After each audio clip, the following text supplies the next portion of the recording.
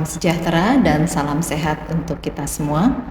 Saya Yovita dari Divisi Infeksi, bagian penyakit dalam Rumah Sakit Hasan Sadikin Bandung, ingin menyampaikan mengenai TPT, terapi pencegahan tuberkulosis, khususnya pada pasien HIV. Ya, mungkin kita untuk para dokter mungkin jarang mendengar tentang TPT ya, tapi bagi kami dari infeksi atau teman-teman dari bagian paru sering mendengar apa itu terapi pencegahan TB. Khususnya pada HIV, kita kenal ada istilah koinfeksi. Kalau di program di Dinas Kesehatan, kita sering mendengar ada istilah kolaborasi TB dan HIV. Ya, bahwa TB sangat erat kaitannya dengan HIV. Kita sering mendengar juga ada istilah selain koinfeksi juga adanya interaksi antara TB dan HIV. Mengapa demikian? Karena bila seseorang dengan HIV terkena TB, maka resiko untuk tadinya misalnya tidak bergejala yang kita sebut dengan TB laten, dia akan menimbulkan reaktivasi itu lebih tinggi, bisa sampai 37 sampai 50 kali dibandingkan orang tanpa HIV. Bagaimana terjadinya? Karena kita lihat di sini pada orang dengan HIV itu adanya CD4 yang menurun. Dengan CD4 yang menurun itu akan membuat bila di dalam tubuh pasien tersebut terdapat Mycobacterium TB, dia akan mengalami replikasi dan ini akan memediasi aktivasi dari imun sistem, akan meningkatkan sitokin proinflamasi dan kondisi tersebut akan meningkatkan jumlah replikasi dari virus HIV yang kemudian pasien akan cepat jatuh dalam kondisi AIDS. Sehingga kalau kita tidak mendeteksi adanya TB pada pasien HIV sejak awal, maka kondisi HIV akan mengalami terus progresif menjadi AIDS ya.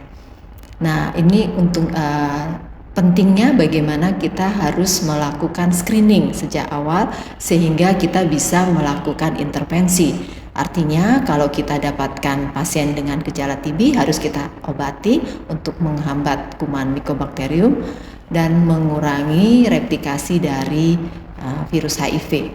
Kalau kita tidak mendapatkan gejala TB, maka kita bisa memberikan obat pencegahan. Ya.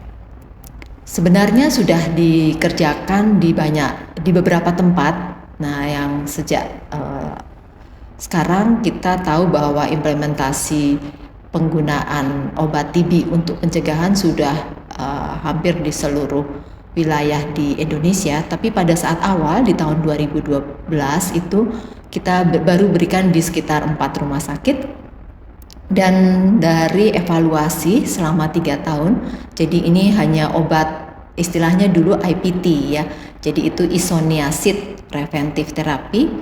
Obat yang diberikan hanya INH, walaupun sekarang kita punya obat lain. Kita lihat setelah pemberian 6 bulan, jadi INH diberikan dalam 6 bulan pada pasien HIV. Lalu setelah itu kita lihat dalam 3 tahun ke depan dan 5 tahun. Ternyata kejadian TB itu meningkat pada mereka yang tidak mendapatkan obat isoniazid ya. Jadi memang kalau kita lihat kejadian TB itu akan berulang. Jadi dengan adanya pemberian obat INH atau obat pencegahan TB kita berikan dalam 6 bulan itu bisa memproteksi seorang pasien HIV terhadap kejadian TB dalam 3 atau 5 tahun. Karena kalau tidak peningkatannya kejadiannya lebih tinggi ya, 3 sampai 4 kali lipatnya. Ini adalah alur yang disepakati bersama di Kementerian Kesehatan ya. Jadi dibuat bahwa seorang dengan HIV, orang dengan HIV atau ODIF, kita lakukan screening setiap dia datang kontrol, kita lakukan apalagi pada saat awal diketahui HIV, kita lakukan screening, lalu dilihat ada gejala atau tidak. Bila ada gejala, kita masuk ke alur di mana pasien tersebut harus di assess untuk mendapatkan pengobatan ya, seperti yang sudah ada di program. Lalu bila tidak ada gejala TB, maka akan dipisahkan apakah usianya kurang dari 12 bulan, 1 tahun atau lebih ya.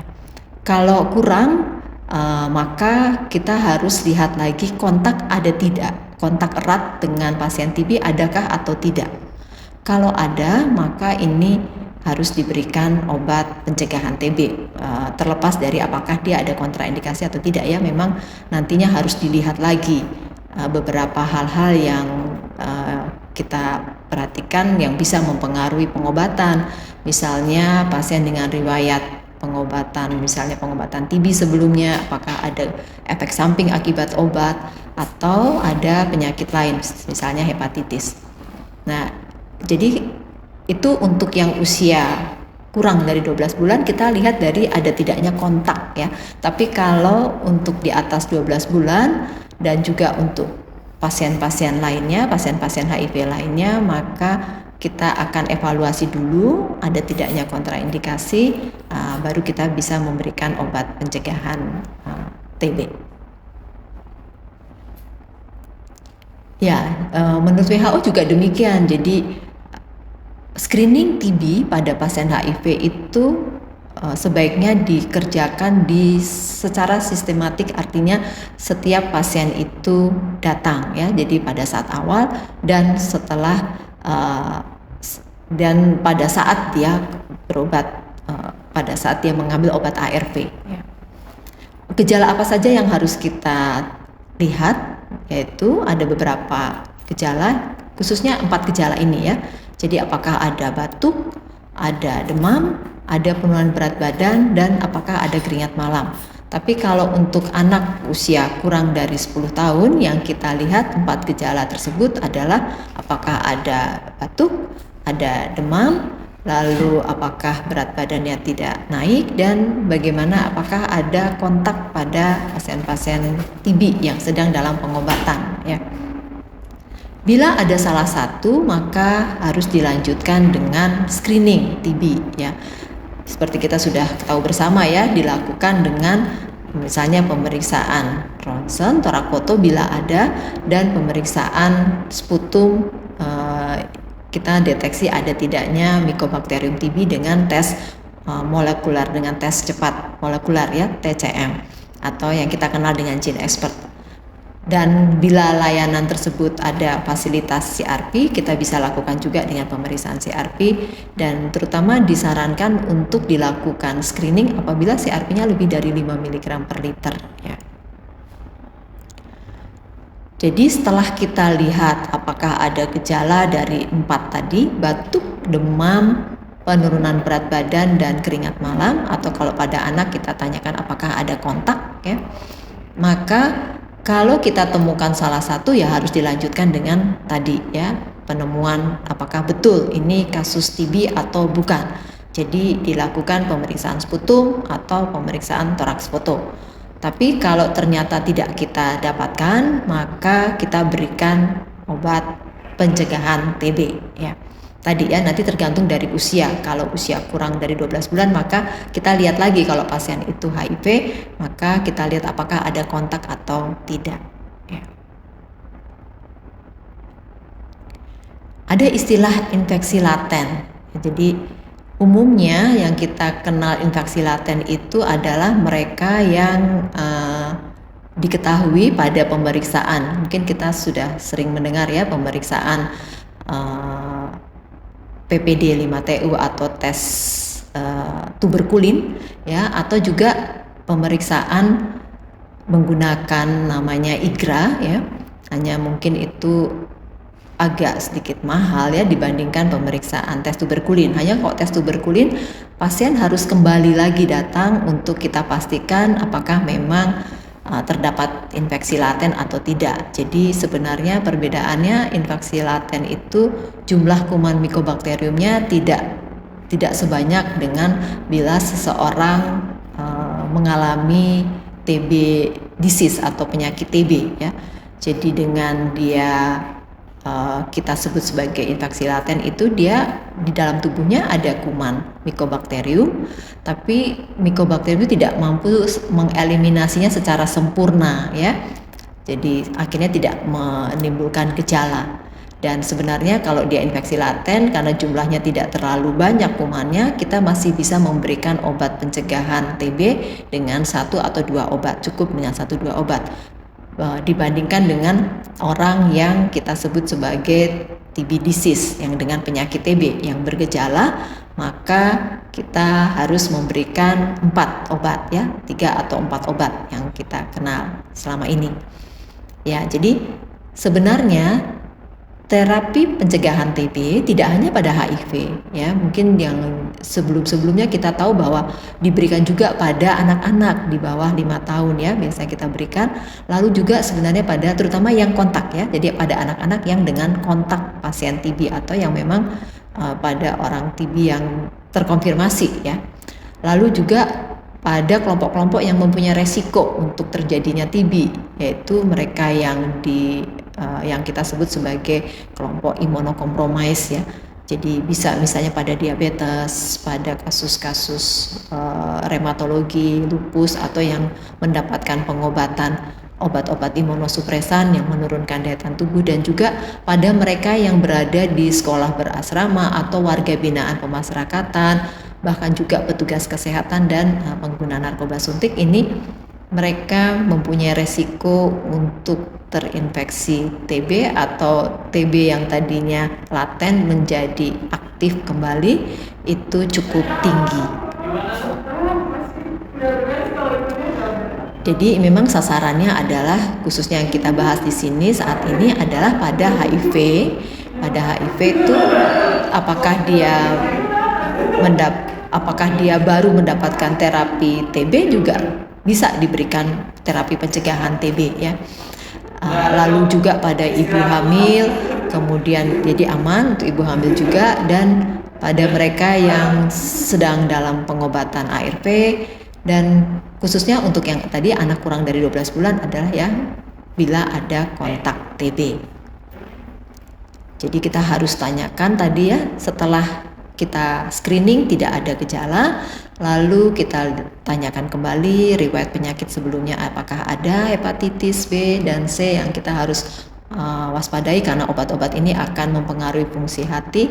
Lalu apakah ada riwayat pengobatan sebelumnya, misalnya ada pengobatan TB sebelumnya, kita tanyakan apakah ada efek samping saat itu. Pemeriksaan fungsi hati bisa kita kerjakan, tapi bukan menjadi suatu alasan atau keharusan diperiksa sebelum diberikan terapi pencegahan. Kemudian finansial, situasi sosial, mungkin kita lihat juga apakah dukungan dari keluarganya ada untuk melihat nantinya kepatuhan minum obat ya. Juga kalau finansial, kadang-kadang mungkin ada obat yang tidak disiapkan oleh program yang akhirnya harus dibeli ya, tapi pada saat ini sebenarnya obat diberikan dari program. Dan kita perlu melakukan konseling kepatuhan sebelum pasien mendapatkan obat, karena obatnya harus diberikan terus-menerus dengan dosis hingga tercapai 6 bulan ya, atau 3 bulan. Obatnya apa saja? Obatnya ada 2 macam ya. Jadi ada yang kita sebut sebagai 6H, ini diberikan 6 bulan INH ya, atau diberikan dalam 3 bulan obatnya INH dan rifapentin ya, HP, kita sebut sebagai 3HP. Jadi kalau yang 3HP ini memang lebih simple karena sudah dalam bentuk fixed dose combination, dalam bentuk kombinasi dosis tetap, dan hanya diberikan diminum tiap minggu ya, dengan dosis tertentu, sudah dibuat dalam suatu di blisternya, stripnya itu sudah tertentu dosisnya, jadi tinggal diminum. Lalu kalau 6H ini kita berikan INH 300 untuk orang dewasa ya, dan ditambah dengan vitamin B6 untuk mencegah terjadinya neuropati dengan dosis 25 mg. Jadi khusus untuk ibu hamil ini memang belum direkomendasikan yang 3HP ya, jadi hanya untuk 6H. Demikian juga pada anak yang berusia tadi ya, mungkin kurang dari 12 bulan, itu kita masih berikan yang 6H ya. Dan kita harus perhatikan bahwa ada obat-obat lain yang bisa interaksi. Ada obat-obat ARV yang bisa berinteraksi, kita harus perhatikan juga ARV-nya apa gitu ya. Misalnya pada obat PI itu protease inhibitor, pada ARV itu Aluvia atau lopinavir ritonavir, dia berinteraksi dengan rifampicin. Jadi itu harus menjadi perhatian. Kemudian baiknya juga memang diberikan dalam perut kosong ya, seperti halnya obat-obat TB yang kita kenal selama ini. Ini obatnya ya, rifampicin dan isoniazid dalam bentuk FDC ya. Dan setelah itu maka kita harus memantau setelah pasien kita berikan obat. Selanjutnya jelas kita harus memantau adalah apakah muncul tanda TB dalam evaluasi, karena bisa saja di awal pada saat screening mungkin pasien ada gejala, namun setelah kita evaluasi tidak terbukti TB sehingga kita berikan obat pencegahan ya. Dan dalam perjalanannya bisa saja itu menjadi tanda menjadi jelas karena kita tidak terapi ya, atau kita terapi tapi tidak optimal, obatnya kurang ya. Jadi kita lihat apakah ada tanda-tanda penyakit TB dalam pengobatan selama 6 bulan atau 3 bulan.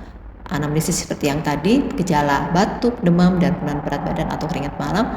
Dan juga tentunya kita harus menanyakan efek samping dari obat-obat tersebut ya, apakah ada tanda-tanda gangguan fungsi hati atau neuropati, dan bagaimana juga kepatuhan minum obatnya ya.